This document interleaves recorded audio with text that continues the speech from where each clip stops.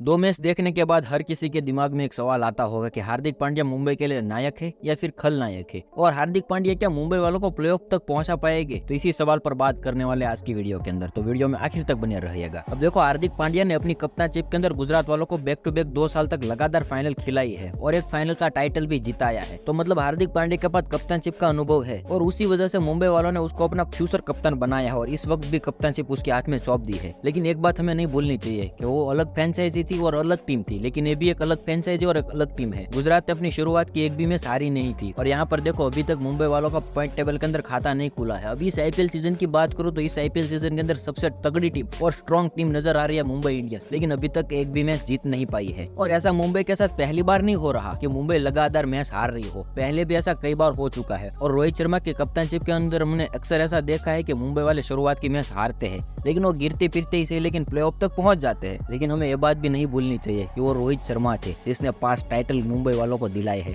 और ये हार्दिक पांड्या है। तो सवाल अभी भी वही है कि क्या हार्दिक पांड्या अपनी कप्तानशिप के अंदर मुंबई वालों को इस बार प्लेऑफ तक पहुंचा पाएंगे या नहीं। तो इस सवाल का जवाब है हार्दिक पांड्या की कप्तानशिप में तो नहीं। अब ये बात हर कोई जानता है कि मुंबई इंडियंस के अंदर जब से हार्दिक पांड्या कप्तान बने तब से वो नाजायज फायदा उठा रहे हैं, लेकिन ऐसा है पहली बार नहीं कर रहे या फिर मुंबई वालों के साथ ही नहीं कर रहे, गुजरात के साथ भी ऐसा कई बार करते हुए नजर आए। गुजरात के अंदर भी कई बार वो पावर प्ले के अंदर ओवर लेकर आ जाते थे और तो और वो वन डाउन खेलने के लिए भी आ जाते, जबकि उसकी जिम्मेदारी होती है मैच को फिनिश करना। लेकिन हमें पिछली सीजन की आईपीएल के फाइनल मैच के अंदर वो वन डाउन खेलते हुए नजर आए थे। मतलब हद हो गई कि वो बंदा अपनी पोजीशन ही भूल रहा है और अपनी कप्तानशिप का नाजायज फायदा उठा रहा है। लेकिन उसने गुजरात वालों के साथ एक बेहतरीन रहम खाया था कि उसने मोहम्मद शमी को हर वक्त पहले ओवर दी थी। तो हार्दिक पांड्या ने 2 सीजन तक गुजरात पर मेहरबानी की थी कि उसने मोहम्मद शमी को पहली ओवर दी थी और यहाँ पर बुमराह को पहली ओवर नहीं दी जा रही है। अगर हार्दिक पांड्या को मुंबई इंडियंस को प्लेऑफ तक पहुंचाना है तो उसे कहीं ना कहीं पर अपनी टीम पर वर्क नहीं करना है, खुद पर वर्क करना और खुद की 3 गलतियों को सुधारना है, क्योंकि वही कहीं ना कहीं पर गलतियां कर रहे हैं और उसी की वजह से उसकी टीम हार रही है, जो कि हमने 2 मैच के अंदर देखा भी है। तो उसकी पहली गलती है कि वो बॉलिंग करने के लिए आ जाते हैं। अब देखो, हार्दिक भैया बेहतरीन बॉलिंग कर लेते हैं और ये बात हर कोई जानता है, लेकिन वो भूल जाते हैं कि मैं एक ऑलराउंडर हूँ और ऑलराउंडर होने के साथ साथ मैं कप्तान भी हूँ। अगर ऑलराउंडर वाला प्रदर्शन दिखाना है तो ऑलराउंडर वाला प्रदर्शन ही दिखाओ, फिर आप कप्तानशिप का नाजायज फायदा उठाकर पहले ओवर लेकर आ जाते हो तो ये कहीं ना कहीं पर आप गलतियां ही कर रहे हो, क्योंकि आपके पास दुनिया का best bowler Jasprit Bumrah available है और रोहित शर्मा ने हर वक्त उसको पहले ओवर के अंदर बॉलिंग करवाई है।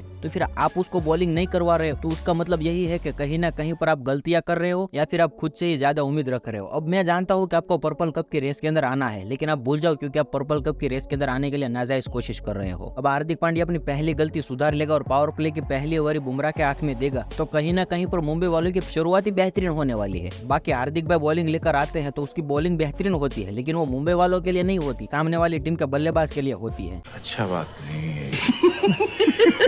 ये तो हो गई पहली वजह, लेकिन अब मैं दूसरी वजह की बात करूं तो वो है हार्दिक पांड्या का बल्लेबाजी के अंदर निराशाजनक प्रदर्शन। अब ये बात हर कोई जानता है कि हार्दिक पांड्या आराम से 20 गेंदों के अंदर 50 रन बना सकते हैं और 50 लगा सकते हैं, लेकिन मुंबई के अंदर वो पहले कई बार धाकड़ बल्लेबाजी कर चुके हैं और हारी हुई मैचों को भी मुंबई को जिताया है। लेकिन इस वक्त के कप्तान हार्दिक पांड्या को मुंबई की तरफ से मैच फिनिश करने में कोई रुचि ही नहीं है। अब अगली ही मैच की बात कर लो, पूरी टीम 200 की स्ट्राइक रेट से खेल कर जाती है और वहां पर हार्दिक पांड्या आते हैं और 20 गेंदों के अंदर सिर्फ 24 रन बनाते हैं और वो भी मैच को आखिरी बॉल तक नहीं ले जाते और वो अपने पहले विकेट गवाकर चले जाते हैं।